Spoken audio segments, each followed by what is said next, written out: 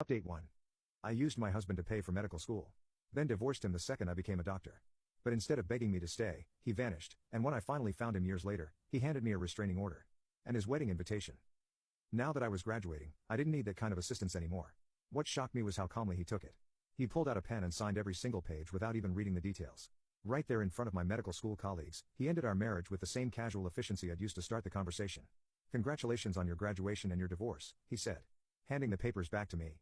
Then he just walked away, left me standing there with my diploma in one hand and our signed divorce papers in the other while my classmates started whispering among themselves. One of them asked, "Who was that guy and why did he just walk away from his own car?"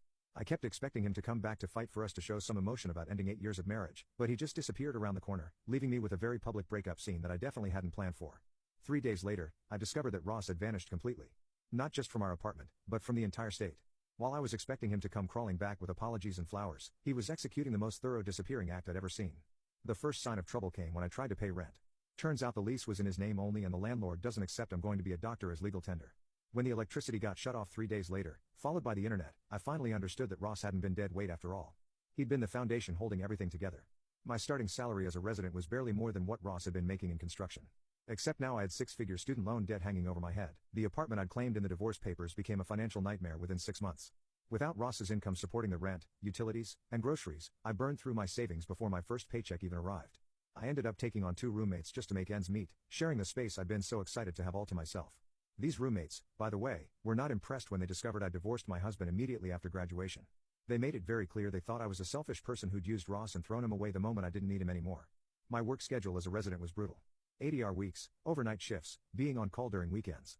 I planned to enjoy my newfound freedom.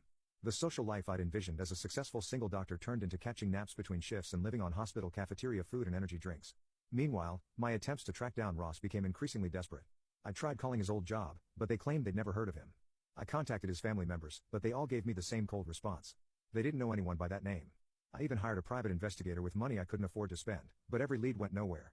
It was like Ross had erased himself from existence, taking all evidence of our marriage with him. The man I dismissed as unambitious and simple-minded had managed to disappear so completely that even professionals couldn't find him. 2 years into my residency, my car broke down. Major engine problems that would cost more to fix than the car was worth. In the past, this would have been Ross' problem to solve. He'd have figured out the financing, negotiated with mechanics, maybe even borrowed money from family if necessary. Now, I was facing it alone with maxed-out credit cards and no savings. I ended up taking public transportation for 3 months before finally qualifying for a loan on a used car with payments that ate up a significant chunk of my already tight budget. The whole experience triggered something in me. This realization that I'd thrown away my entire support system for a career that wasn't living up to my expectations.